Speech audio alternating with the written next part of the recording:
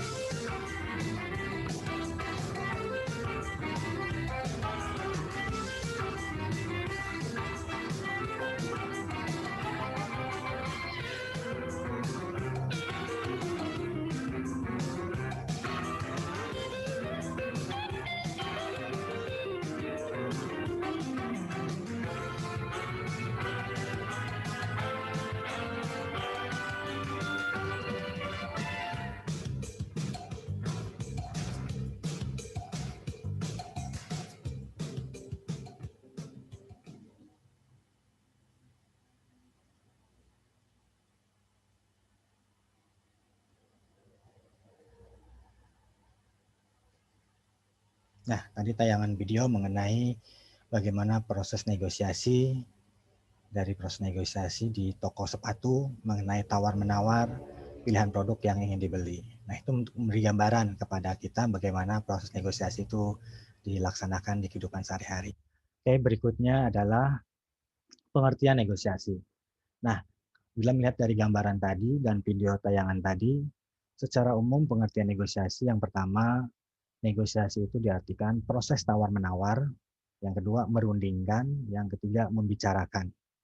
Nah, jadi ada 3 tahapan dalam negosiasi itu tadi, kalau dilihat dari gambaran tayangan video dan gambar tadi, yaitu yang pertama proses memberi, menerima, dan tawar-menawar.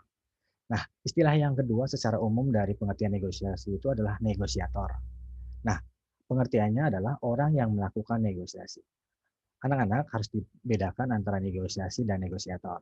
Kalau negosiasi itu adalah prosesnya, sedangkan negosiator adalah orang yang melakukan negosiasinya. Jadi pengertian negosiasi di sini adalah upaya untuk mengatasi perbedaan pendapat antara kedua belah pihak, atau juga media yang dilakukan kedua belah pihak untuk menetapkan kesepakatan dalam dunia bisnis. Oke, itu pengertian negosiasi bisnis, bisa dipahami anak-anak? Oke, kita lanjutkan mengenai tujuan negosiasi. Nah, tujuan negosiasi yang pertama mencapai kondisi yang saling menguntungkan. Bisa kita pahami bahwa negosiasi ini dijadikan jalan bagi perusahaan, kedua perusahaan untuk memperoleh keuntungan yang maksimal. Misalnya mengembangkan usahanya, ya, menetapkan keuntungan yang jauh lebih maksimal dengan menciptakan harga yang efektif dan efisien. Berikutnya adalah mencapai suatu kesepakatan, saling pengertian dan persetujuan. Artinya menyamakan persepsi di antara kedua belah pihak. Berikutnya adalah menemukan jalan keluar dari masalah yang sedang dihadapi. Kita tahu bahwa negosiasi adalah pada ujungnya adalah mencari solusi terbaik dari kedua belah perusahaan untuk bernegosiasi untuk memperoleh hasil yang baik dan saling menguntungkan atau win-win solution. Oke, berikutnya manfaat negosiasi. Yang pertama, mampu bekerja sama dengan pihak lain. Artinya bahwa pelaksanaan negosiasi itu tidak bisa sendiri. Jadi harus ada dua orang atau lebih. Ya, di sini mungkin perusahaan. Ya. Berikutnya adalah mampu mewujudkan tujuan atau target dengan cepat. Bisa kita tahu, tujuan dan target dengan cepat itu bisa dijalankan dengan pihak lain. Salah satunya adalah produsen, distributor, agen, dan konsumen. Sehingga tujuan dan target dan yang dicapai dirasakan lebih cepat dilaksanakan atau terwujud. Berikutnya, tiga mampu menjaga keberlangsungan bisnis. Bisa jelas dikatakan tadi di awal bahwa negosiasi mampu mengembangkan usaha dan juga keberlangsungan bisnis itu sendiri. Ya, jadi manfaat dari negosiasi sudah jelas, mampu mengembangkan perusahaan dan keberlangsungan bisnis perusahaan. Yang keempat, mampu mencari keuntungan yang maksimal. Sudah dipastikan dari ujung dari negosiasi antara kedua belah perusahaan itu saling menguntungkan, baik produsen, distributor, agen, dan konsumen. Yang kelima, dapat mempengaruhi pihak lain. Itu sudah pasti. Dari langkah-langkah yang dijalankan dalam negosiasi itu adalah pada prinsipnya adalah mencari deal-deal yang diinginkan oleh kedua perusahaan atau kedua pelaku negosiasi atau negosiator, mampu mempengaruhi dan memperoleh keuntungan yang maksimal. Berikutnya adalah kemampuan dasar yang harus dimiliki oleh negosiator. Yang pertama, informasi yang luas atau cukup. Yang kedua, ilmu pengetahuan yang luas dan juga cukup, ya, karena ini dijadikan patokan dalam melakukan negosiasi. Yang ketiga, penilaian yang baik, jadi menilai dengan baik, teliti, cermat, dan juga baik. Yang keempat, perilakunya bijak dan arif. Nah, 4 komponen ini yang harus dikuasai oleh seorang negosiator dalam bernegosiasi. Nah, itulah yang Bapak bisa sampaikan untuk materi pertama di pertemuan pertama. Selanjutnya kalian boleh buka modul bahan ajarnya di Google Classroom yang Bapak share untuk memperdalam materinya.